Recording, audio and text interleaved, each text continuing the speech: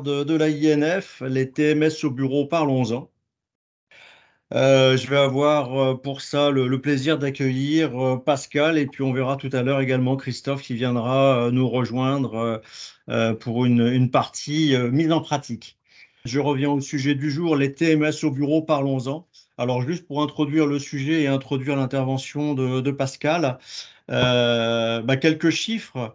Les derniers chiffres connus de l'assurance maladie, donc je dirais la partie privée de l'emploi en France en 2021, sur un petit peu moins de 50 000 maladies professionnelles reconnues par l'assurance maladie, 86% sont liés à des troubles musculo-squelettiques. Les troubles musculo-squelettiques, si on les analyse dedans, on va voir très rapidement, et vous le voyez sur la figure de droite, que les parties les plus touchées, ça va être la partie haute du corps, principalement main, poignet, doigt à hauteur de 40%, le coude à hauteur de 20%. Donc on va être sur 60% sur cette partie-là. Si on rajoute à ça les épaules et le dos, qu'on verra également pouvoir avoir un impact dans les TMS au bureau. C'est une grande partie. Alors bien sûr, ça touche l'ensemble des professions, ça ne touche pas que le bureau, mais on voit aujourd'hui que les TMS liés au bras, coude, main, poignet, doigt, sont tout de même les plus importantes et c'est ce qui représente en nombre le plus grand nombre de troubles musculo-squelettiques en France. Alors, quand on parle de troubles musculo-squelettiques, d'une manière générale, on va parler de quoi? On va parler d'un déséquilibre entre les capacités physiques du corps et les sollicitations. Alors, on pense toujours aux sollicitations, je dirais, plus mécaniques, d'efforts à fournir, d'angles articulaires. Là, il est bien précisé également on va avoir tout ce qui est contrainte. Et je pense que Pascal reviendra dessus dans un deuxième temps. Les contraintes, ça va être l'environnement de travail, ça peut être le froid, ça peut être le chaud, ça peut être le stress également, ça peut être des contraintes organisationnelles. Donc, il faut bien voir que c'est ce déséquilibre entre les capacités d'un côté du corps et de l'autre côté, les sollicitations plus mécaniques et les contraintes qu'on va exercer en supplément. Autre point très important quand on parle des troubles musculo-squelettiques, eh bien, c'est quelque chose qui va souvent s'installer de façon progressive. C'est pas un jour J où le problème arrive, c'est quelque chose qui va s'étaler dans le temps. Alors, ça va être la répétition, bien sûr, d'un mouvement, de conditions et de contraintes répétitives. Ça va être également lié au vieillissement des uns et des autres, bien sûr, puisque on est tous à vieillir. Donc, il faut bien toujours intégrer ces deux choses-là, la notion de temps et la notion de déséquilibre. Dernier point, et après je donne la parole à Pascal. J'ai retrouvé alors c'est une vieille version de l'INRS, l'ED 957, qui est spécifique au TMS des membres supérieurs et sur les risques spécifiques liés au travail informatisé. Et, parce qu'on ne va pas parler d'effort, on va très peu parler d'angle articulaire, contrairement à tous les TMS. Et d'une manière générale, pour les TMS, je vous renverrai vers justement nos autres interventions qu'on a pu faire, que ce soit webinaire ou conférence, et également à la prochaine conférence qu'on organisera sur Préventique à Paris. Donc, contrairement au TMS en général, sur la partie travail informatisé, on va avoir deux facteurs de risque importants, la répétitivité et la posture statique. Donc, trop peu de mouvement et d'une manière très répétitive, que ce soit le clic sur la souris, etc., etc. On va y revenir derrière et Pascal va nous l'expliquer un petit peu plus haut.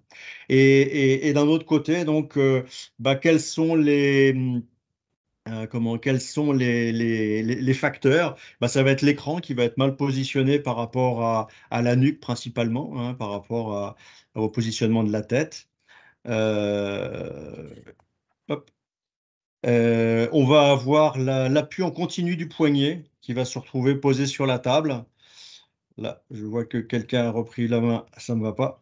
Et puis, la dernière chose, ça va être l'utilisation prolongée d'une souris éloignée du clavier qui va faire qu'on va faire des efforts, que ce soit sur l'épaule ou sur le coude. Voilà les éléments introductifs. Je vais donner maintenant la parole à Pascal. Je vais d'abord vous laisser vous présenter, Pascal et Christophe, et puis bah, voilà, nous expliquer les bonnes pratiques sur les troubles musculo-squelettiques par rapport au fonctionnement dans les bureaux. Très bien. Eh bien, écoutez, merci beaucoup, Eric. Ah, je vous ai aperçu là. Ça y est, on vous voit. Vous On- terminez on- l'allocution et Voilà, on me on vous voit. a aperçu. J'ai lâché le partage d'écran et on me voit. Bon, tout va bien alors. Bah, ça va. Très bien. Bah, en tout cas, merci Eric hein, pour votre invitation à ce webinaire sur les TMS au bureau. Alors moi, je suis Pascal Thibault, société Dicma, et nous sommes spécialisés dans les solutions de dictée et de reconnaissance vocale. Donc les TMS, on connaît plutôt bien parce qu'on les côtoie au quotidien. Et Christophe, je te laisse te présenter. Eh ben, bonjour, oui, merci Pascal. Je m'appelle Christophe Van Mighem. Je suis responsable du channel, responsable commercial chez Nuance. Et Nuance est une société américaine qui développe des solutions connectées, innovantes dans le domaine de la voix et de la reconnaissance vocale. Donc, on se reverra en toute fin de présentation pour une démonstration de l'une de ces solutions notamment. Très bien. Eh bien, merci. Alors, les TMS au bureau, on va dire qu'on en parle relativement peu, mais j'ai envie de dire de plus en plus quand même, et c'est tant mieux parce que enfin, les risques professionnels liés aux activités de bureau sont moins visibles, mais ils ne sont pas pour autant absents et nécessitent vraiment des mesures de prévention adaptées. Alors, il faut savoir que pour chaque accident, chaque maladie professionnelle, ce sont les fonctionnements et la performance des entreprises qui sont touchées, hein. Et les conséquences peuvent être vraiment importantes. On parle d'absentéisme, surcharge de travail, des clients mécontents, de la perte de compétences, etc., etc. Bref, une activité qui peut être complètement désorganisée. Voilà, donc je vais modestement vous sensibiliser au risque de TMS au bureau et vous donner quelques mesures de prévention. Voilà, donc la présentation est un petit peu longue, mais hop. Voilà, donc nous nous sommes présentés. Alors moi, je ne suis pas ergonome, hein, je pense que vous l'avez compris, mais comme je vous l'ai dit, on côtoie au quotidien des personnes qui se plaignent de passer des heures et des heures par jour, quasi immobiles, assis devant leur bureau. Alors pour vous prodiguer les meilleurs conseils, je me suis entouré en fait d'un vrai professionnel qui est Benoît Corbin, que je remercie, qui est consultant ergonome au sein du groupe JLO. Alors le groupe JLO, c'est un acteur majeur, un conseil en RH et qualité de vie et des conditions de travail. Alors, j'en profite pour vous indiquer que si vous êtes de passage au salon Préventica, l'INF est présente, mais le groupe JLO sera présent également, ainsi que la société Digma que je représente, qui aura un stand. Donc, si vous êtes de passage, n'hésitez pas à passer, vous serez bien entendu les bienvenus. Alors, au niveau du sommaire, alors, je vais commencer mon déroulé par quelques idées reçues hein, sur les TMS au bureau. Ensuite, quels sont les TMS au bureau les plus couramment observés? Quelques chiffres, enfin assez impressionnants, vous verrez, j'en ai pas beaucoup, mais ils sont assez impressionnants. Les risques encourus, comment les prévenir, avec un focus sur la dictée vocale qui évite bien des mots, sans jeu de mots bien entendu. Celle-ci était facile. Et puis nous terminerons sur vos questions et nos réponses. Alors au niveau des idées reçues, voilà, donc la première, c'est que les TMS ne concernent que les travailleurs manuels. Alors il est possible que vous croyiez toujours qu'il est sain de travailler confortablement, installé dans un fauteuil bien douillet. Mais malheureusement, en fait, ce n'est qu'illusoire, hein. De même que la répétition du même geste associé à une mauvaise posture et à une inactivité physique soutenue est aussi nocive pour la santé que la manutention de charges lourdes. Donc les TMS ne concernent donc pas seulement les travailleurs manuels, mais également tous ceux qui travaillent dans des bureaux et qui effectuent des tâches répétitives, monotones, bah, comme la frappe au clavier, la saisie de données, la consultation d'écran, etc. Euh, les TMS sont dus à des problèmes ergonomiques uniquement. Alors, bien que l'ergonomie joue un rôle important dans la prévention des TMS, elle n'est vraiment pas le seul facteur, hein. Loin de là, d'autres facteurs comme l'a indiqué Eric tout à l'heure, tels que le stress, la charge mentale et la durée peuvent également contribuer à l'apparition des TMS. Les TMS sont uniquement liés à la position assise. Alors, la position assise prolongée est effectivement un facteur de risque important. De nombreuses études ont maintenant prouvé que le travail sédentaire, alors qu'il soit effectué dans un bureau ou ailleurs, peut avoir des conséquences extrêmement préjudiciables pour la santé il est maintenu dans la durée. Mais il existe en fait d'autres positions et mouvements qui peuvent causer des TMS, tels que les mouvements répétitifs du poignet ou les positions maintenues du bras et de l'épaule. Les TMS ne peuvent pas être prévenus, pardon.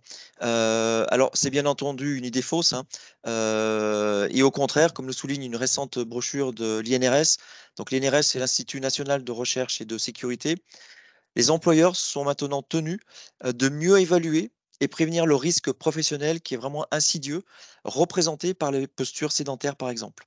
Alors, c'est une brochure que vous pouvez facilement télécharger sur le site de l'INRS. Alors, bien sûr qu'il existe des mesures préventives pour réduire les risques de TMS au bureau.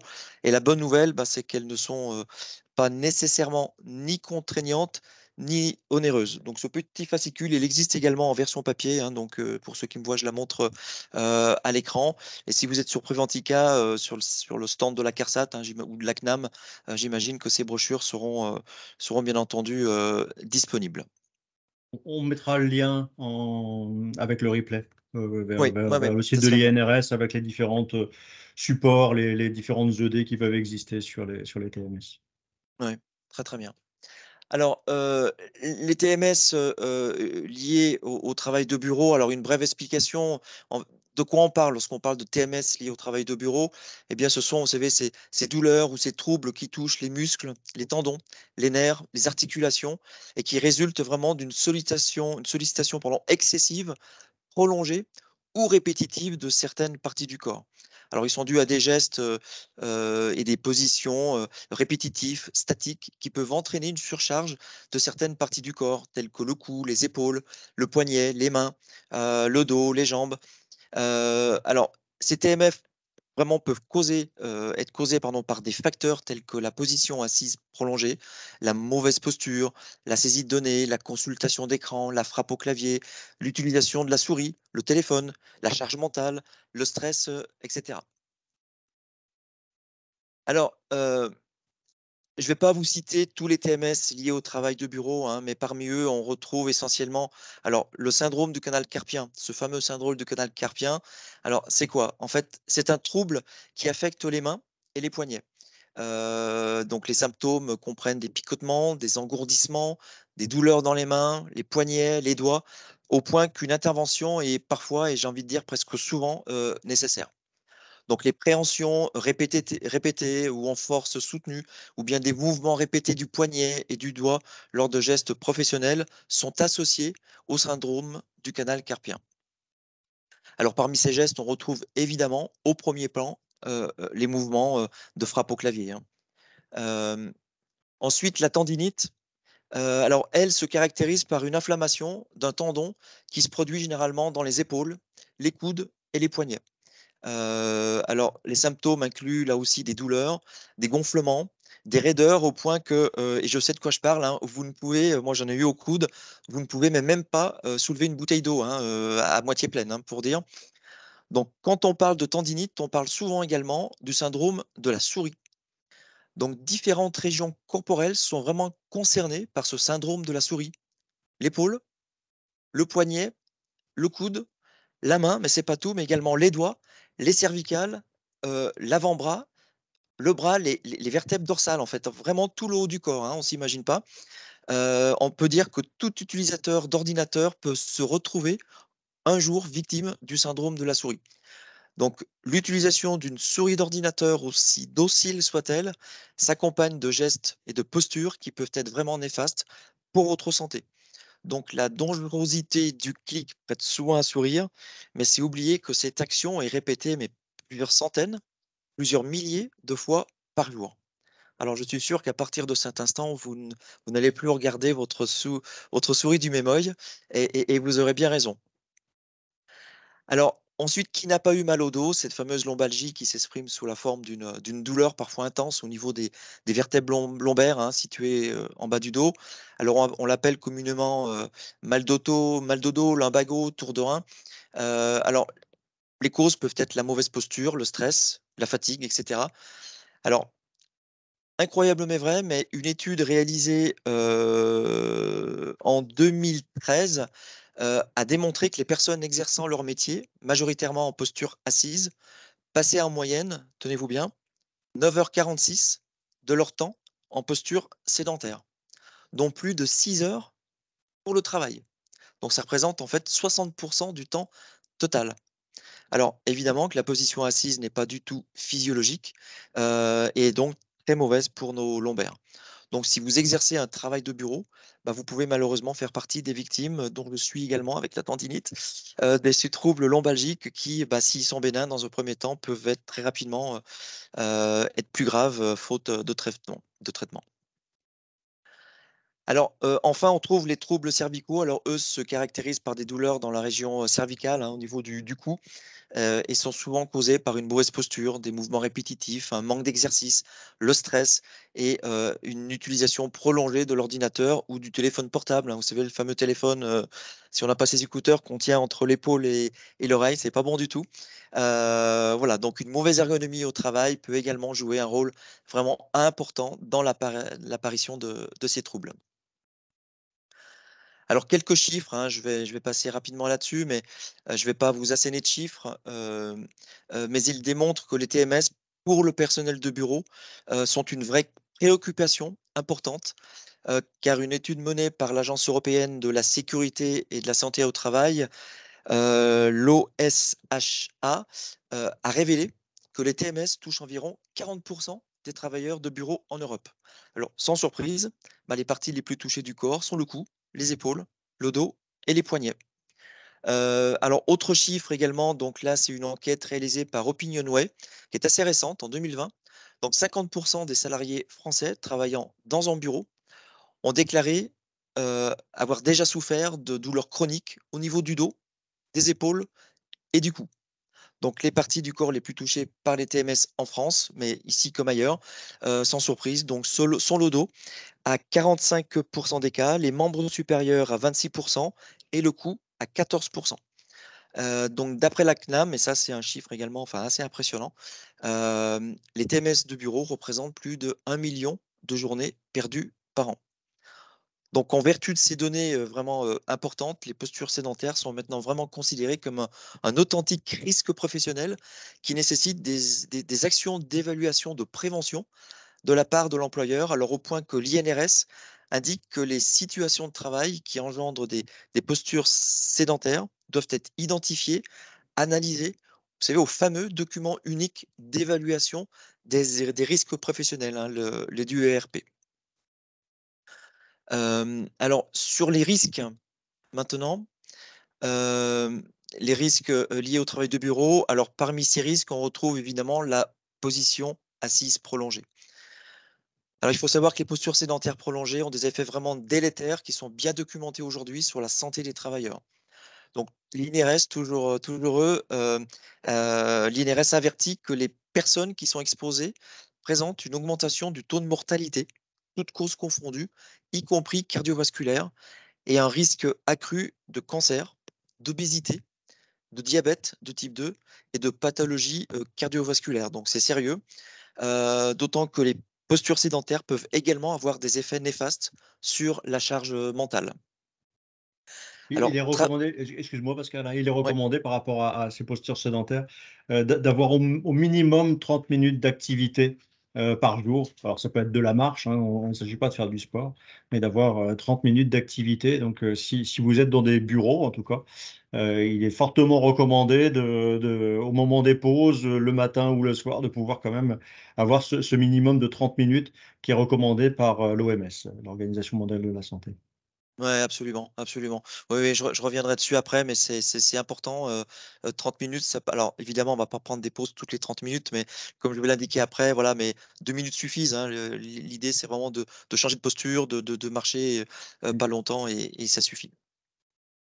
Donc les risques visuels, alors travailler fréquemment sur un écran d'ordinateur peut causer plusieurs risques visuels comme la fatigue oculaire, des maux de tête, une vision floue, des picotements, des éblouissements, et voire même de la myopie temporaire. Les yeux secs, on a tous connu ça. Et surtout, cela peut aussi aggraver des problèmes préexistants tels que la myopie, l'astigmatie et la presbytie, hein. Donc ça accélère également en même temps tout ça. Les RPS, hein, les risques psychosociaux, alors eux sont liés également au travail sédentaire au bureau, de plusieurs manières. Les postures sédentaires prolongées, bien sûr, la nécessité de se concentrer sur des tâches répétitives pendant de longues périodes peuvent entraîner un stress physique et psychologique, notamment des TMS et des problèmes de santé mentale tels que l'anxiété et jusqu'à la dépression, hein. Donc le manque d'exercice physique peut également augmenter les niveaux de stress et affecter négativement l'humeur et la qualité de vie, hein. Donc le manque d'interaction sociale également en raison de l'isolement lié au travail sédentaire, hein, on est seul sous son bureau, peut également, augmenter les niveaux de stress et de solitude. Mais alors c'est vrai en entreprise, mais c'est également lié, au télétravail. Donc le travail à distance peut, alors également augmenter les risques de TMS, car beaucoup, alors par choix ou par nécessité, alors travaillent sur leur canapé ou dans leur lit. Alors ça peut être à l'instant T des positions relativement confortables, mais en réalité pas du tout. Ces positions dites confortables le sont en fait vraiment pas et peuvent causer des problèmes de posture et des douleurs dorsales. Donc en gros, ce qu'il faut retenir, c'est que les risques liés, au travail de bureau sont principalement liés à la posture, à la répétitivité, hein, des gestes et l'utilisation prolongée d'outils informatiques tels que le clavier, et la souris. Alors, quelques mesures, de prévention de TMS sur, alors de manière générale, alors évidemment, on va voir juste après quelques tips qui sont liés à des mesures de prévention spécifiques pour des risques bien identifiés. Mais avant tout, je voulais aborder quelques mesures de prévention en général, qui sont vraiment pour certaines des mesures de prévention, mais de bon sens. Mais je pense qu'il est toujours bon de rappeler. Alors ça peut paraître évident, mais c'est de prendre des pauses en fait, des pauses régulières pour éviter de travailler dans la même position pendant de longues périodes. Donc les pauses vraiment, aident à soulager la pression sur les muscles, les tendons, les articulations et vraiment à réduire le risque des TMS. Donc il est recommandé de prendre un minimum de pauses, toutes les heures. Alors ne serait-ce que pour se lever, ne s'étirer tout simplement et faire quelques exercices, évidemment si possible, hein. Alors, c'est adopter également une bonne posture.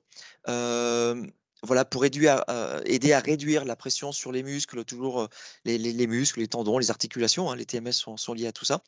Alors, on évite évidemment le travail avachi sur son fauteuil, hein. Il est important au contraire de s'asseoir droit, de garder les épaules détendues, de garder les bras et les jambes également à angle droit, c'est important. Alors on peut les croiser évidemment de temps en temps. L'idée c'est de changer de posture, mais vraiment le plus possible de garder les jambes à angle droit, les bras également. Important de placer l'écran à la bonne hauteur et de positionner la souris et le clavier à proximité de l'utilisateur, hein. Eric l'a dit en préambule, mais c'est important et je reviendrai dessus sur les mesures de prévention spécifiques. Voilà. Alors, l'exercice régulier aide à renforcer également les muscles et les tendons, à ce qui peut réduire indirectement le risque de TMS, hein. Donc, je peux que vous encourager à faire de l'exercice régulièrement, alors que ce soit en pratiquant une activité sportive, mais marcher, ça suffit, faire du yoga, ça suffit également. Adopter l'environnement de travail pour éviter les risques de TMS. Alors ça peut inclure l'utilisation d'un équipement ergonomique, comme un fauteuil, hein, ou un bureau, vous savez, ajustable en hauteur, un support pour les avant-bras, un clavier, une souris ergonomique. Hem, alors, qui dit travail au bureau dit forcément frappe au clavier soutenu. Il est donc important également que les personnels de bureau soient encouragés à utiliser, la dictée vocale pour réduire la pression sur les muscles, les poignets et en vérité sur tous les avant-bras, mais on y viendra bien entendu plus en détail, vraiment dans quelques minutes. Hem et puis, la sensibilisation, hein, qui est un élément important de prévention des TMS. Les salariés doivent vraiment être informés des risques liés à leur travail et des mesures préventives qu'ils peuvent prendre pour réduire leur risque de TMS. Donc les employeurs peuvent organiser des séances de sensibilisation, des formations sur l'ergonomie, des campagnes de prévention pour aider à réduire le risque. Alors, d'autant que les actions de prévention ne sont pas coûteuses et que les solutions sont éprouvées et rentables. Peut-être juste un petit point, Pascal, une petite interruption. Justement, hein, sur la sensibilisation des salariés, pour l'avoir fait moi précédemment dans l'entreprise où j'étais avant, ça avait été de prendre les gens en poste au bureau dans leur position normale, bien évidemment avec leur accord, mais pour leur montrer à quel point le fait de ne pas avoir réglé correctement leur écran, le fait de ne pas avoir réglé correctement leur siège, ils voyaient d'eux-mêmes la position qu'ils adoptaient et ça y arrivait à mieux se corriger en fait et à comprendre l'intérêt, pourquoi mettre un écran plus haut, pourquoi régler mieux son siège et en faisant la photo avant et après, la photo dans laquelle ils s'installaient classiquement, hein, avachis dans un fauteuil, sur un PC portable avec la tête cassée en deux, voilà. Et une fois qu'on avait fait les réglages, les recommandations, hein, qu'on peut retrouver un petit peu partout, on prenait les deux photos avant et après. Et en fait, ça aide beaucoup à la communication. Il faut bien sûr le faire avec des volontaires,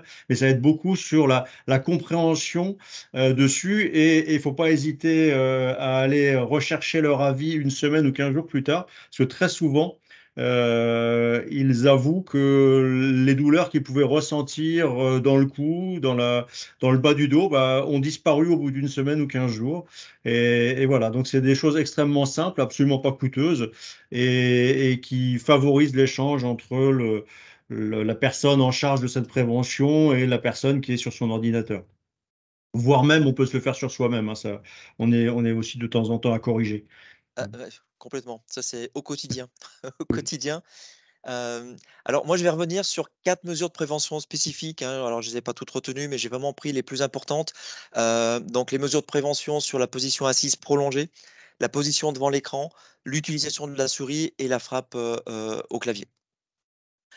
Alors, pour la position assise prolongée, alors on l'a vu, elle peut causer des TMS, en particulier dans les régions du dos, du cou.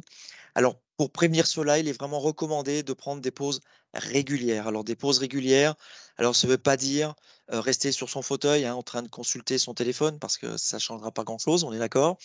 Il faut vraiment rompre régulièrement le maintien des postures sédentaires. Alors, comme l'a dit, mais très justement Eric, c'est toutes les 30 minutes et limiter au maximum la durée totale des postures sédentaires, idéalement à 5 heures par jour. Donc l'important, en fait, c'est vraiment l'alternance des postures. Bah, c'est se lever, faire quelques pas, mais 2 minutes suffisent, hein. Le simple fait de marcher permet de mettre en action en fait l'ensemble du corps et tout ça suffit. On a tous la possibilité de mener certaines activités debout. On peut imaginer qu'on peut faire certaines réunions courtes debout, se déplacer, vous savez, jusqu'à son collègue, hein, dans le bureau d'à côté ou à 2 bureaux plus loin, plutôt que de recourir par facilité et systématiquement à l'email alors qu'on est à quelques mètres, au chat ou au téléphone. Et puis pourquoi pas installer peut-être les photocopieuses ou les imprimantes à l'écart des postes de travail, là aussi pour forcer, multiplier les déplacements brefs au cours de la journée, mais au moins ça permet de se lever, s'étirer, marcher un petit peu et ça, c'est vraiment, vraiment la règle. Quant à la posture, proprement parler, j'ai envie de dire qu'il y a vraiment pas de posture idéale, hein, il ne faut pas la chercher, elle n'existe pas. En revanche, il existe, une posture de moindre inconfort, comme vous pouvez le voir à l'écran. Cela passe par le réglage de la hauteur de votre chaise de bureau, de votre fauteuil, de sorte que vos pieds soient plats sur le sol, que vos genoux soient à angle droit, comme les bras. En gros, il faut faire en sorte que les hanches soient légèrement plus hautes que les genoux. Alors, bon, pour cela, les repose-pieds peuvent parfois être indispensables. C'est s'asseoir bien droit et garder les épaules détendues. Si les bras sont soutenus par des accoudoirs, hein, si vous avez un fauteuil, c'est forcément plus facile. Il faut vraiment aussi vraiment veiller à ce que les coudes, comme les jambes, soient à angle droit. Et on verra comment pour ça, après en fonction également de votre position du clavier. Et puis enfin, la colonne vertébrale qui doit être alignée avec, le dos de la chaise et pas avachi, voilà, et à moitié couché sur son clavier. Ça, c'est pas bon du tout. Hem, Ensuite, on a, oui, alors la position voilà, devant l'écran. Alors, une mauvaise position devant l'écran, vraiment peut causer des TMS, en particulier dans les régions du cou, des épaules et des yeux. Alors, pour prévenir ceci, il est recommandé en fait de positionner déjà l'écran à la bonne hauteur et de le placer à une distance d'environ un bras de l'utilisateur. Donc, c'est facile à mesurer, hein. Vous tendez votre bras et l'écran doit être vraiment au bout de votre main. Et quant à la hauteur optimale du centre de l'écran, il doit correspondre en fait à une direction du regard qui est inclinée de 10 à 20% au-dessous du plan horizontal qui passe à la hauteur des yeux. Donc la hauteur de l'écran est très importante, car plus un écran est placé haut par rapport aux yeux, et plus on relève l'axe du regard. Et en fait, moins on cligne des yeux. Et la rareté du clignotement des paupières provoque ce qu'on appelle le syndrome. Alors après le syndrome de la souris, c'est le syndrome de l'œil, le syndrome de l'œil sec, qui se caractérise en fait, alors évidemment en dehors de toute pathologie et prise de médicaments, mais par un manque de larmes provoquant en fait des sensations de brûlure ou d'irritation. Donc ça, c'est important. Et puis n'hésitez pas à ajuster également la luminosité de l'écran, hein, pour éviter la fatigue oculaire. Bon, tous les écrans en sont dotés évidemment aujourd'hui. Voilà, l'utilisation de la souris. Donc, il faut savoir que l'utilisation prolongée de la souris, on l'a vu tout à l'heure, mais peut causer des TMS. Alors, dans les mains, les poignets et puis tous les avant-bras, hein, donc coudes, épaules, donc tout y passe. Donc là aussi, pour prévenir cela, il est recommandé d'une souris ergonomique. Il en existe tout un tas dans le commerce, hein, et souvent vraiment guère plus cher qu'une souris classique. Ça peut être une souris verticale, hein, pour éviter les risques des tendinites, l'inflammation du canal carpien. On peut trouver donc des souris qu'on appelle roller mousse également, qui se placent devant le clavier. Alors, important aussi, veillez à ce que la souris soit toujours à la même hauteur de votre poignet, hein, selon la hauteur de votre bureau. Le poignet doit vraiment être dans le prolongement de l'avant-bras et pas être à moitié, voilà, moitié penché, donc c'est pas bon. Et puis placez votre souris à proximité du clavier, le plus rapproché possible afin de conserver en fait un bon alignement épaules, coudes et poignets. Voilà. Et puis, j'ai envie de dire également, alors, ça m'a surpris en préparant cette présentation, un petit peu comme les sportifs de haut niveau, hein, les sportifs de la souris. Avant de manier votre souris, faites des exercices d'étirement des mains et des poignets. En fait, il suffit tout simplement de tirer les muscles des doigts en attrapant votre main et puis en tirant dessus. Alors, n'arrachez-vous pas les doigts évidemment, mais heu, tirez dessus doucement pendant 30 secondes. Voilà, donc tout ça, ça améliore la souplesse des muscles et puis ça réduit vraiment les tensions musculaires. Et puis enfin, évidemment la frappe au clavier, parce que l'utilisation de la souris s'accompagne évidemment de la frappe, au clavier. C'est donc double peine pour les TMS dans les mains, les poignets et les avant-bras. Donc pour prévenir cela, il est recommandé, comme pour la souris, d'utiliser un clavier ergonomique avec un support pour les poignets si possible. Et puis vraiment, les personnels de bureau doivent également être encouragés à prendre des pauses régulières, hein, et à faire des exercices comme la souris, d'étirement des mains, et des poignets. Donc c'est très facile à faire, hein, donc ne pas hésiter. Alors attention également, aux mitraillettes du clavier. J'ai envie de dire par là, c'est attention, au rythme de frappe. Plus la vitesse de frappe est élevée, plus le risque des TMS le sera, également. Vérifiez bien également que votre clavier se trouve bien en face de l'écran et pas en décalé, hein, parce que forcément vous aurez une torsion du haut du corps, qui sera pas bonne du tout. Et puis que votre clavier se trouve à une distance de 15 centimètres environ, du bord du bureau.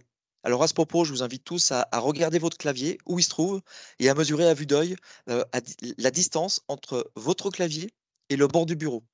Et je suis certain que la plupart d'entre vous a son clavier bien au-delà de ces 15 centimètres.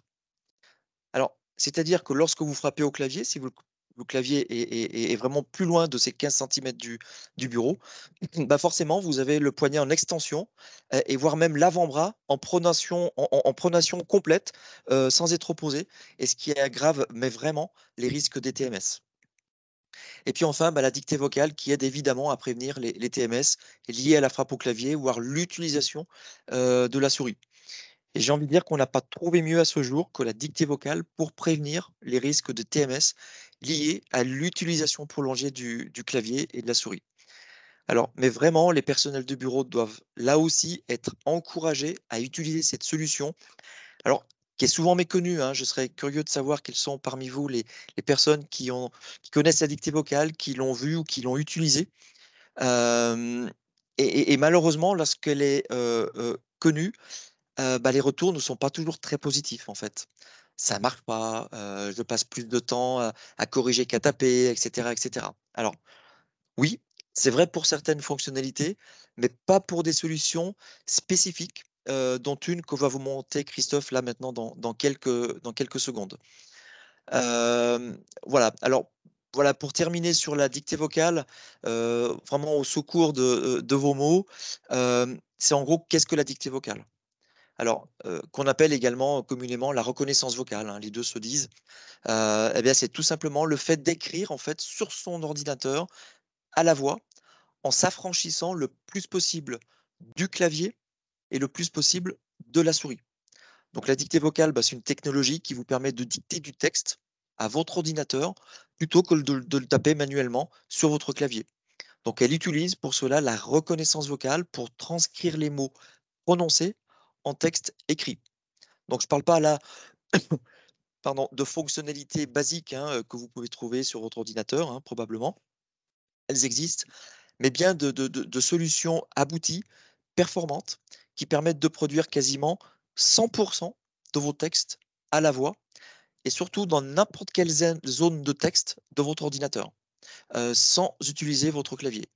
Alors bien sûr, bah, comme toute solution de prévention, hein, il est important de comprendre les besoins et les risques spécifiques, associés à la tâche ou à l'activité avant d'intégrer la reconnaissance vocale dans le processus de travail et puis de fournir une formation adéquate au personnel sur la manière d'utiliser efficacement la reconnaissance vocale et ainsi, que tous les avantages qu'elle offre en matière de santé et de prévention des TMS. Voilà donc, Christophe, peut-être avant de te donner la main pour la démonstration, est-ce que tu souhaites, voilà, ajouter quelque chose sur la dictée vocale que tu connais, Non, très, très bien? mmh. Merci Pascal. Non, je pense que tes explications étaient parfaitement claires, précises, que tu as parfaitement décrit le principe de la dictée, de son mode de fonctionnement. Donc, je vous propose plutôt d'enchaîner maintenant sur la démonstration. Volontairement, j'ai pas mis ma caméra parce que depuis ce matin, bah, j'ai plus la fibre. Donc, je travaille avec une connexion 4G partagée. Donc, si jamais je venais être déconnecté, je me reconnecterai immédiatement. Veuillez m'en excuser par ailleurs. Donc, je vais vous partager mon écran tout de suite. Donc j'arrête ma présentation, moi, de mon côté.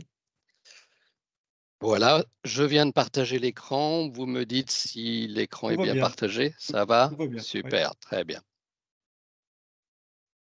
Alors, en parlant de la solution, bah, la voici, la voilà. C'est cette petite interface minimaliste que vous voyez à l'écran et qui s'articule en fait sur un profil vocal individuel. Là où les fonctionnalités gratuites s'articulent sur un profil générique, la particularité de la solution est de fonctionner sur un profil individuel qui va s'adapter, se muscler, se construire, s'améliorer dans le temps et délivrer effectivement des gains en termes de précision, de qualité de reconnaissance vocale améliorée. Alors, juste peut-être avant de commencer la démonstration, je voulais quand même mentionner que j'étais un utilisateur plutôt quotidien de cette solution parce que je l'utilise au quotidien pour optimiser ma production documentaire. J'ai énormément de rapports, de mails, de courriers, de rapports, etc. Mais que depuis pas mal de temps, je l'utilise aussi beaucoup en prévention des TMS, hein, globalement, pour soulager aussi les poignets, l'utilisation des mains, parce que c'est pas tout, on prend un peu d'âge.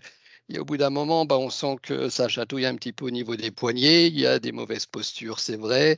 Et globalement, l'utilisation de l'outil va amener un confort à l'usage. Donc là, dans la démonstration qui va suivre, je vais essentiellement me concentrer sur l'exercice de la dictée. Alors, déjà, pour vous donner une idée sur la performance du moteur et sur la qualité de la reconnaissance vocale, et j'utiliserai aussi quelques commandes vocales. Alors, des commandes pour éditer, pour sélectionner, pour corriger des mots, et aussi des commandes qui vont me permettre d'aller un cran plus loin, avec notamment la possibilité de piloter et de contrôler mon ordinateur à la voix. Donc, je vous propose tout de suite de démarrer. Je vais cliquer sur cette petite icône centrale qui va ouvrir le micro.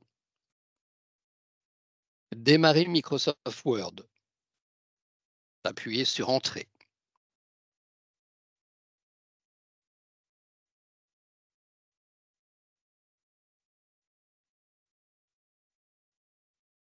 Police 14.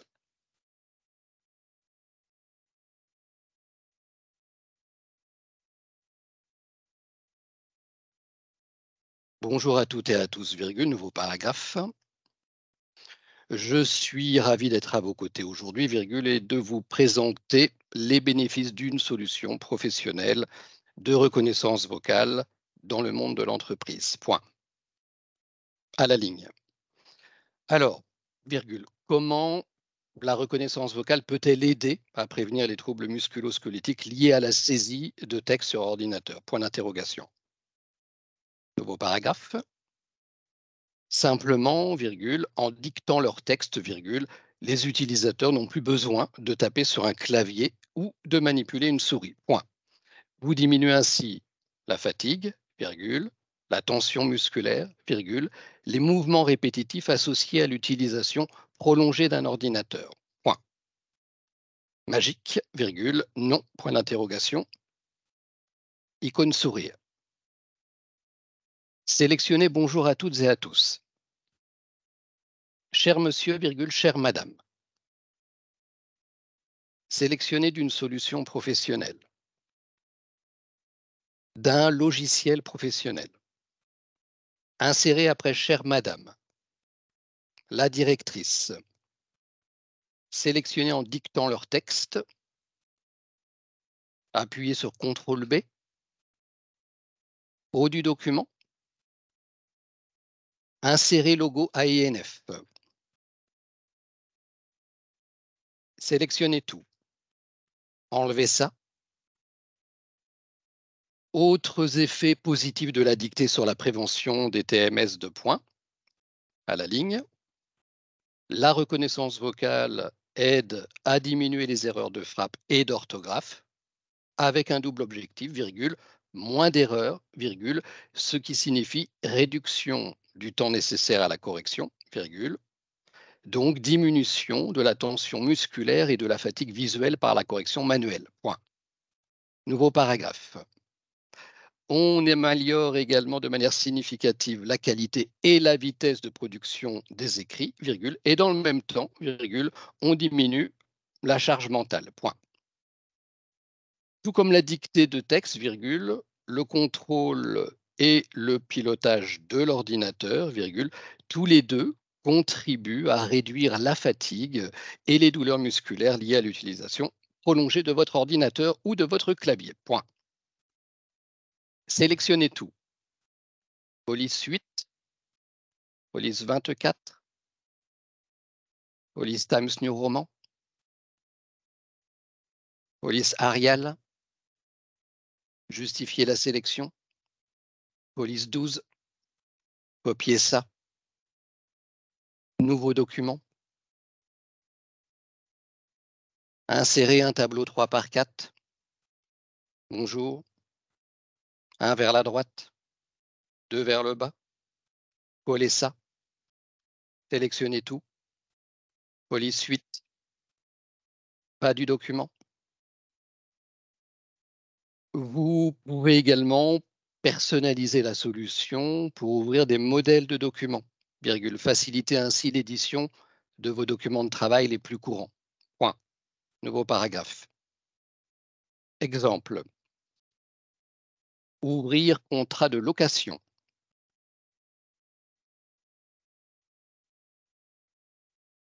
Champ suivant.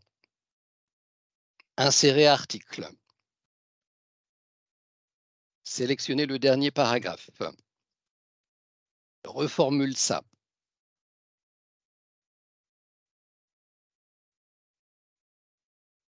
Raccourcis cela et apporte une dimension philosophique de points. Appuyez sur CTRL V. Appuyez sur Entrée.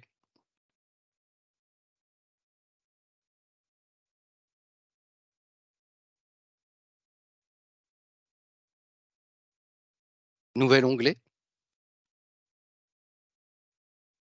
AINF. Appuyez sur Entrée. Bas du document. Haut du document. Cliquez sur AINF, prévenir les risques professionnels. Haut du document.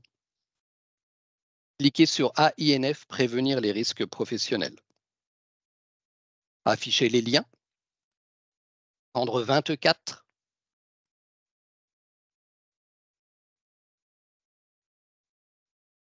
Page en bas. Page en haut. Afficher les liens. Prendre 6. Rechercher les images de gâteaux au chocolat. Rechercher les images de Surface Pro.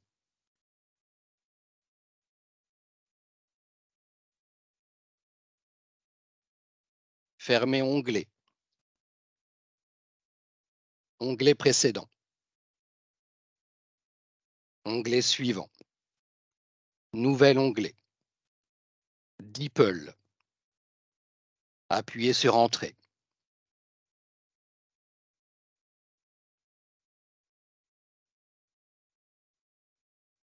Je peux utiliser la reconnaissance vocale dans n'importe quelle application, virgule, comme ici dans une application web, virgule, mais aussi dans un CRM, dans un éditeur de fichiers PDF, virgule, sans faire aucun copier-coller.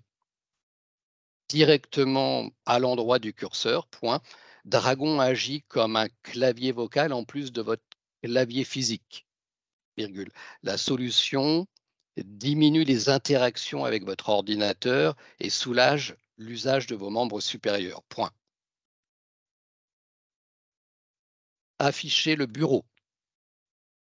Afficher mes documents. Afficher mes images. Basculer vers Microsoft Outlook. Écrire un email pour Christophe Van Mighem. Insérer sujet. Barre d'espacement. Compte rendu de la réunion ce jour avec vous. Appuyez sur tabulation. Insérer réponse perroquet. Sélectionnez tout. Supprimez ça. Insérer ma signature. Créer un nouveau courrier. Christophe. Appuyez sur Entrée. Etc. etc. Voilà, je coupe le micro. J'en ai terminé pour la démonstration.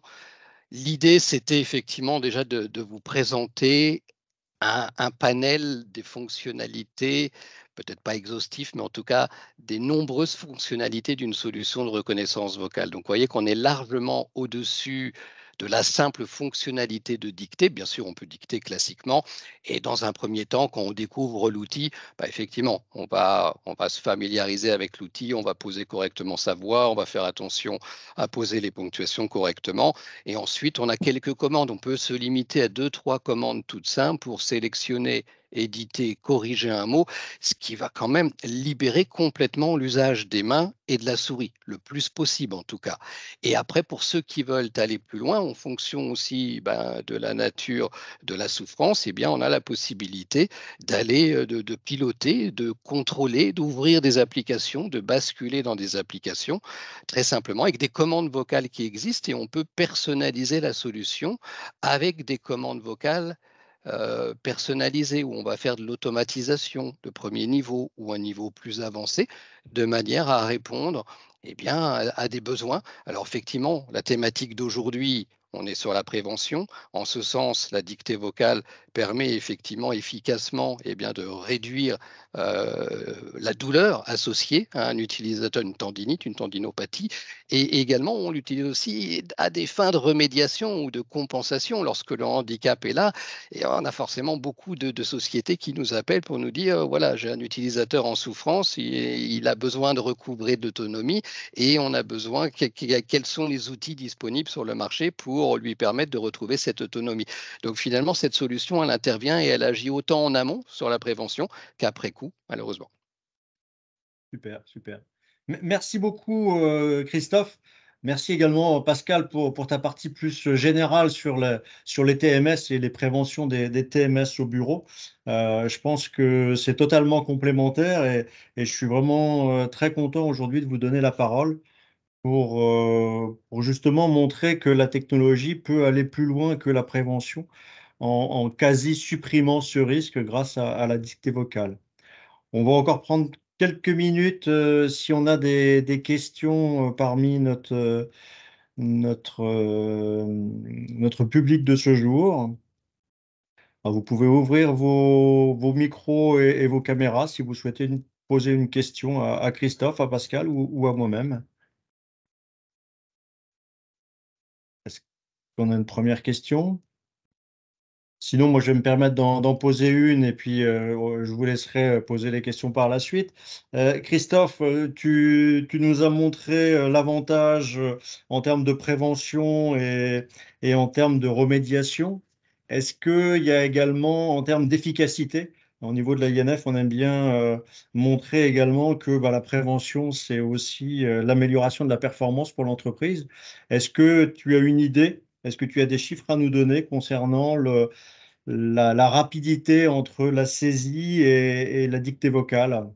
Oui, bien sûr, globalement, en fait, la moyenne d'un utilisateur au clavier, on va parler d'une moyenne française, mais globalement une moyenne internationale, elle n'est pas très élevée, hein, c'est 30-40 mots par minute avec son clavier. Une bonne secrétaire va taper autour de 60-70 mots par minute et qu'une secrétaire très expérimentée va pouvoir atteindre 90, 100, 110 mots par minute. Donc quand je vous parle et quand j'ai parlé tout à l'heure durant ma démonstration, j'étais plutôt autour de 160, 190 mots par minute. Donc quand vous dictez, vous êtes quand même entre 3 et 6 fois plus rapide d'utiliser la voix que de taper au clavier. Donc il y a vraiment, c'est vrai que c'est pour ça qu'on nos solutions, on vient les rechercher avec ce double objectif, c'est-à-dire améliorer la productivité de l'utilisateur, diminuer les charges rédactionnelles, évidemment, lui permettre de respecter parfois des deadlines parce qu'il a des obligations contractuelles et il faut qu'il produise, qu'il produise. Et puis, on est dans un monde de plus en plus connecté où malheureusement, il y a de moins en moins de secrétaires pour nous assister. Il y a le CRM qui a fait son apparition. Ça demande beaucoup, beaucoup, beaucoup, tous les commentaires, les annotations, beaucoup de saisies additionnelles en plus des mails. Et je dirais que notre solution, elle va s'adresser à tous ceux qui, ne serait-ce, passent 1 heure et demie par jour à dicter des mails. Vous êtes dans la cible et qui plus tard seront les utilisateurs concernés par les TMS, hein, globalement. Parce que plus vous passez de temps à taper sur votre clavier, tôt ou tard, eh bien, vous serez, les TMS sont là. Elles nous gâtent. Alors, j'utilise la reconnaissance, c'est vrai, tous les jours depuis des années, ce qui n'empêche pas de prendre un peu d'âge, et avec des tendinites qui font quand même leur apparition. Donc voilà, la reconnaissance allie ce double objectif, en tout cas. Bien. Merci pour ces éléments-là. Je retiens à 3 à 6 fois et c'est facilement 6 fois, je pense, pour tous ceux qui tapent à deux doigts comme moi, deux doigts sur chaque main et n'ayant pas eu de formation de dactylo. Euh, Autre question, je vois qu'on n'a pas d'autres questions pour l'instant. Une autre question, est-ce que ça fonctionne sur tout type d'ordinateur, PC, Mac? Alors, bonne question, ça fonctionne. La solution est compatible sur PC. On a également des itérations qui sont compatibles sur smartphone, iOS et Android, ainsi que sur les tablettes, avec une définition, avec une notion de profil vocal individuel enrichi. Et on va retrouver cette même qualité de reconnaissance vocale que vous soyez finalement en télétravail, au bureau ou chez vous. On a des solutions aujourd'hui innovantes, connectées, qui répondent aux critères du travail hybride, par exemple.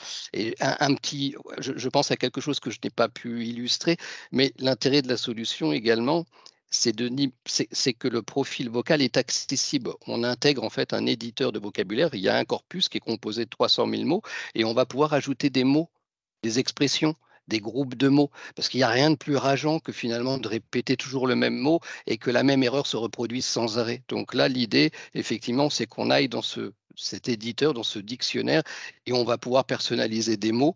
Ça paraît bête, mais en fait, les solutions qui le font sont assez rares. Et chaque mot, en plus, peut être personnalisé. Je pense notamment parce qu'on a tous des accents, on a du nord, du sud, etc. Il y a des fois, vous avez des mots dont la prononciation ne correspond pas à la forme écrite. Donc, on a vraiment cette possibilité de personnaliser l'ensemble des mots, des groupes de mots, des expressions pour aller encore un cran plus loin et élever la précision globale de la reconnaissance vocale. Je suis désolé, c'était pas une question posée, mais je pense que ça faisait du sens aussi pour la prévention. Oui, je pense que c'est important parce qu'on est tous dans le milieu professionnel où on utilise des jargons techniques, des acronymes. En fait, chaque secteur a des acronymes bien particuliers. On personnalise une bonne fois pour toutes l'outil et ensuite, voilà, l'AINF. Bon, je l'ai enregistré et maintenant, lorsque je dicte AINF, bah, ça m'écrit comme je l'ai, comme j'ai envie, mais c'est vrai pour plein d'autres acronymes, hein. Absolument, absolument. Merci pour ces précisions. Est-ce que dans l'audience, peut-être quelques questions? Oui, apparemment, Oui, Madame Ollier. Allez-y, ouvrez votre micro, madame.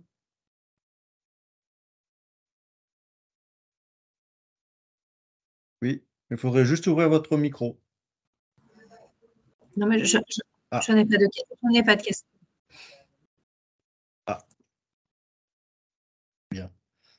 Une petite remarque, parce que aujourd'hui, on travaille aussi beaucoup en open space, hein, en espace où on est à plusieurs dans une même pièce. Est-ce qu'il peut y avoir des solutions ou des problèmes en tout cas avec justement le fait de parler. Alors on a bien sûr les collègues qui parlent déjà au téléphone, hein, tout autour de nous, donc la problématique existe déjà pour tous ceux qui doivent décrocher le téléphone, mais on peut également avoir des réponses où on ne veut pas partager la réponse avec ses collègues. On peut avoir une nuisance peut-être qui apparaît. Qu'est-ce que vous en pensez? oui, alors aujourd'hui, alors on voit fleurir dans les catalogues des fournitures de bureaux, vous savez ce qu'on appelle les phone box, hein, ce sont des cabines téléphoniques qu'on installe dans les bureaux où les personnes, ne serait-ce que pour téléphoner, sont contraintes de se déplacer, voilà, dans un endroit fermé, insonorisé, etc. Donc il faut prendre toutes ses affaires, son PC, etc. Il suffit que la personne ne réponde pas, il faut revenir à son bureau. Bref, bon, pour la dictée, bon, ce serait un peu dommage que pour dicter des mails, il faille s'isoler quand on est en open space. Alors, il existe je vais l'enlever de ma housse, j'avais pas prévu de vous le montrer, mais voilà, des micros. Alors, je sais pas si on le voit à l'écran. Voilà, donc l'approche de la caméra, c'est un micro, voilà, comme ceci, où lorsque, donc il est sans fil.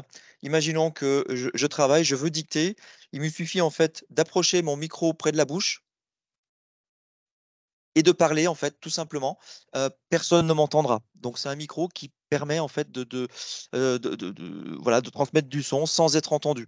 Alors ça marche également sur des téléphones, hein. Moi j'utilise pour téléphoner et dicter dans le train par exemple, parce que j'utilise moi aussi la dictée au quotidien.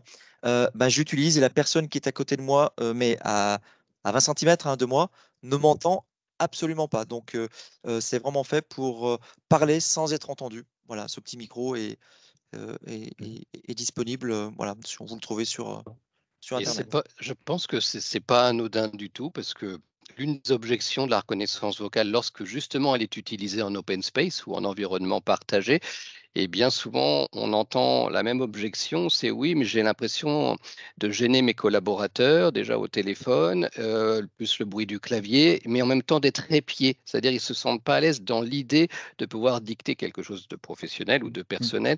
Et là, effectivement, ben, plus personne n'est capable. Donc, sur la confidentialité de l'information, c'est quelque chose qui est également très intéressant.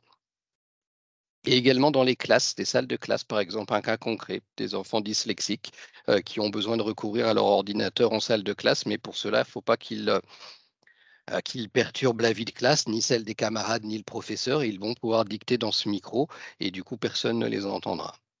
Oui, c'est d'ailleurs un micro qui a été, enfin, qui est préconisé par l'APF, hein, France Handicap, justement pour les personnes en situation de handicap, en particulier pour les troubles 10, effectivement, pour éviter de déranger tout le monde lorsqu'on parle à son ordinateur. Ouais. Absolument.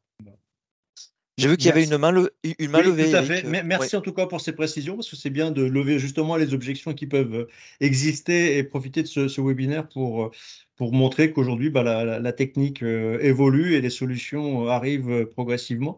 Alors, je vois qu'il y avait monsieur ou madame Clermont qui avait levé la main. Allez-y, on vous écoute. Oui, c'est Madame Clermont. Donc, bonjour à tous. Je vous remercie pour cette présentation très riche, hein. Merci à vous trois. Alors, j'ai deux questions. La première, elle concerne la dictée vocale. Est-ce que la licence, elle a une durée de validité? Et puis, est-ce qu'on peut dupliquer, je ne sais pas si c'est une application, est-ce qu'on peut l'avoir sur le téléphone portable et en même temps sur l'ordinateur? Alors, peut-être je peux répondre. On a les deux modèles. On a à la fois les deux modèles technologiques et les deux modèles économiques. On a à la fois des licences qui s'installent localement sur le poste de travail, qui sont des licences perpétuelles. Et on a des licences connectées qui sont de l'abonnement et de la souscription. C'est vrai, quand vous l'installez sur une tablette ou un smartphone, on est sur des solutions dites connectées, des solutions services. Et là, on est sur un modèle économique qui est celui de l'abonnement. Maintenant, on vient de sortir la toute dernière version. J'en profite puisque c'est vraiment d'actualité. C'était la semaine dernière. Et on a établi un pont justement pour faciliter le travail hybride, avec la possibilité pour celui qui l'utilise au bureau, avec un produit installé localement, ou celui qui continue de travailler en mobilité, dans le train ou ailleurs, eh bien de pouvoir faire que le vocabulaire soit synchronisé dans ce beau monde, de manière à avoir encore une fois, de retrouver sa liste de mots, ses raccourcis de dictée, et d'avoir la même qualité, la même expérience de dictée, quel que soit le lieu géographique et quel que soit le PC utilisé. Donc, mais techniquement, on a les deux types de licences au catalogue. Après, voilà, ça en fonction du besoin, en fonction de la demande, on va étudier un petit peu, faire un petit diagnostic par rapport à l'utilisateur et son besoin. Ok, très bien. Et on peut avoir une idée par rapport au prix ou c'est confidentiel? Alors, je laisse Pascal sur la partie prix. Moi, en tant qu'éditeur, je ne parle jamais de prix. Ah, c'est facile, hein, c'est pratique, hein. Oui. Alors, en fait, c'est que pour moi, je suis en train de tester justement le Dragon et enfin, selon les explications, je crois que la licence est valable pour une entreprise. Donc, et moi, dans ma vie personnelle aussi, donc, j'utilise une seule main, donc parfois c'est très compliqué de travailler sur les écrans et je fais beaucoup de bureaux par rapport à mon métier. Donc, c'était voilà, c'était plus dans ce contexte-là pour avoir un peu d'idées. Oui, Alors, oui, il mais bien sûr. existe en Alors, tout cas, pardon Pascal, une version entreprise. Et si l'entreprise vous donne l'accord que la licence peut être utilisée sur votre PC personnel, ça dépend de la politique et la compliance de Mhm. l'employeur. Mais on a effectivement ce type de licence existant au catalogue qui permet d'installer sur un ou sur plusieurs ordinateurs, là aussi en fonction du besoin. D'accord. Parce- oui, oui. Oui, alors ce qui est important si vous testez Dragon, c'est pas une simple fonctionnalité, hein. Comme vous l'avez vu, Dragon a tout un tas de possibilités. Il faut impérativement, si vraiment vous voulez l'utiliser au maximum, c'est de demander une formation sur l'outil, hein. Alors nous, on en prodigue, mais quand on parle de formation, on n'y passe pas évidemment des journées, mais ne serait-ce que 2 fois 3/4 d'heure, c'est-à-dire 1 heure et demie au total sur la solution, c'est vraiment, vraiment indispensable pour avoir une bonne hygiène de dictée et vraiment utiliser le plus efficacement possible l'outil. Alors, quant au prix, évidemment, donc il n'y a rien de confidentiel. Alors, selon le modèle économique, on est en forme d'abonnement aux alentours une soixantaine d'euros par mois. Et pour le produit qui s'installe localement sur le PC, donc c'est une licence dite perpétuelle qui est à moins de 1000 euros TTC, donc dans les environs de 850 euros hors taxe. Voilà. Et si vous voulez conserver votre outil, enfin votre solution pour qu'elle soit pérenne dans le temps, on conseille de prendre une petite maintenance d'une centaine d'euros par année pour que vous ayez toujours les mises à jour. Voilà, donc grosso modo les prix et puis le petit accompagnement qui va derrière. Mais enfin, vous voyez, on est sur 90 minutes, donc c'est pas le prix d'accompagnement est vraiment pas excessif, mais vraiment, je vous le conseille si vous êtes en test, voilà, quitte à prendre contact avec nous pour vous donner, ne serait-ce que vraiment à titre gracieux, quelques petits conseils pour que vous puissiez utiliser au mieux possible. Si vous n'avez l'usage que d'une main, des commandes Mhm. vocales qui vous évitent de prendre trop souvent la souris aussi, c'est important. D'accord, très bien. Avec plaisir. Et alors, donc, la deuxième question, c'était par rapport au TMS concernant les pauses régulières. Donc, il y a des activités, malheureusement, ils n'ont pas beaucoup d'autonomie sur leur liberté de prendre des pauses. Je prends l'exemple des centres d'appel, par exemple, qui vont travailler plus de 10 heures par jour. Donc, comment justement, nous, en tant que préventeurs, comment sensibiliser les employeurs ou bien les encadrants euh, à prendre en compte justement cet aspect dans l'organisation du travail? Bah, je pense que là-dessus, ça va plus être un message de prévention d'une manière générale. Faire de la prévention des TMS, c'est faire de la prévention générale pour tous les collaborateurs, que ce soit sur un centre d'appel ou pour un travail plus de secrétariat.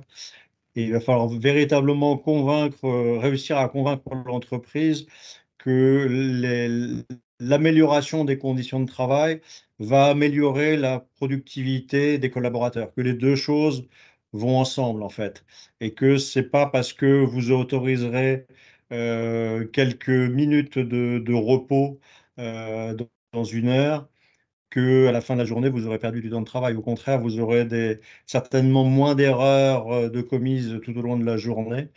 Vous aurez limité la fatigue de la personne tout au long de la journée, ce qui va ralentir son travail.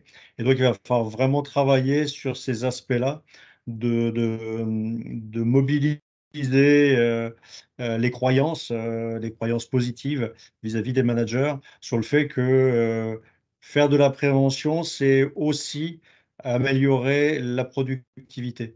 C'est pas uniquement accorder du temps libre. Hein, il faut vraiment agir sur ce volet-là. Et je dirais, il n'y a pas il n'y a pas de lien entre des centres d'appel et obligatoirement des mauvaises conditions de travail. Voilà, il Oui, oui, faut oui. bien équiper, il faut bien former les gens pour qu'ils s'équipent correctement, qu'ils utilisent le matériel aussi correctement. Hein. Très souvent, on voit aussi des postes où l'employeur a mis à disposition des Exact. souris ergonomiques, un fauteuil avec les réglages nécessaires. Et par manque de formation, par manque de sensibilisation, ça va être les personnes qui vont ne pas prendre ces mesures-là pour leur propre prévention. Donc là-dessus, il y a un travail vis-à-vis des managers, il y a un travail vis-à-vis des collaborateurs aussi pour que les personnes fassent également euh, d'après les préconisations. Il y a vraiment ce travail de sensibilisation, il est à faire dans les deux sens. Oui. Et quand on dit pause, hein, ce qui est important, et je me souviens que Benoît Courbin a vraiment l'ergonome qui m'a assisté pour la présentation, c'est vraiment changer le plus souvent possible de posture, ne serait-ce que Mm. se mettre debout. Vous voyez, comme là, bah, ça fait un peu plus d'une heure que nous sommes assis.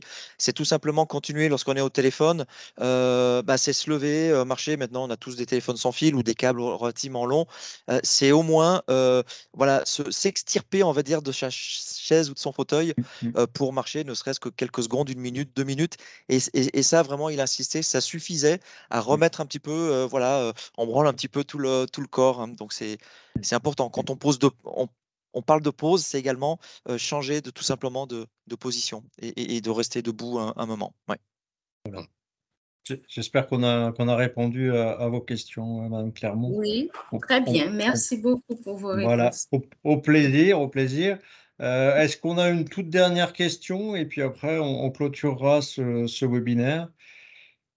Je vais laisser quelques secondes, voir si une nouvelle personne prend la parole. Bon, apparemment, on a dû répondre à toutes les questions. Je vais remercier Christophe et puis Pascal pour cette présentation. Un, Avec un grand, plaisir, me- avec plaisir. un grand merci à vous deux pour ces éléments techniques et qui nous donnent des perspectives dans l'amélioration des conditions de travail. avec des outils performants, des outils, je dirais, qui vont nous permettre de progresser. Donc un grand merci. J'ai bien entendu tout à l'heure Pascal nous dire que tu étais présent sur Préventica à Paris. Et là, INF, on sera également présent sur Préventica. Donc, n'hésitez pas à venir nous voir si vous êtes sur Préventica. Si vous avez besoin d'invitations pour le salon, n'hésitez pas à nous en faire part. On vous enverra les invitations pour que vous puissiez rentrer sur le salon. Et puis voilà, peut-être un petit mot de conclusion, Pascal et Christophe. Non, enfin moi personnellement, non. Donc je suis ravi. En tout cas, merci pour cette invitation. Et c'est vrai que la dictée vocale est un véritable moyen de prévention des TMS. On l'oublie trop souvent. Voilà, donc c'est toujours mieux, voilà, de prévenir qu'au guérir, comme on dit.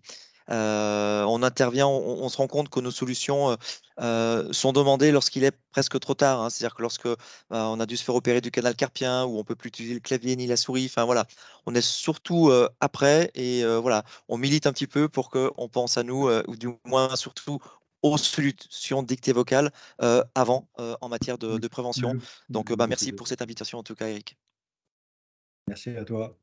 Un grand merci, Eric. Effectivement, pas mieux. En tout cas, effectivement, oui, je vois bien qu'on nous consulte souvent après coup, mais que l'idée, c'est de mettre le plus tôt possible la reconnaissance vocale dans l'équation, de manière effectivement à prévenir un petit peu de tous ces risques. Vous l'avez compris. Voilà. Donc, pas grand-chose de plus à ajouter. Mais un grand merci pour cette invitation. Merci à vous deux. Merci à toutes celles et ceux qui sont restés avec nous jusque maintenant. Je vous souhaite à tous une excellente soirée et je vous donne donc rendez-vous sur un de nos prochains webinaires. Et en nous suivant sur LinkedIn, vous découvrirez nos prochaines interventions. Merci et à très bientôt. Au revoir. Merci. Merci.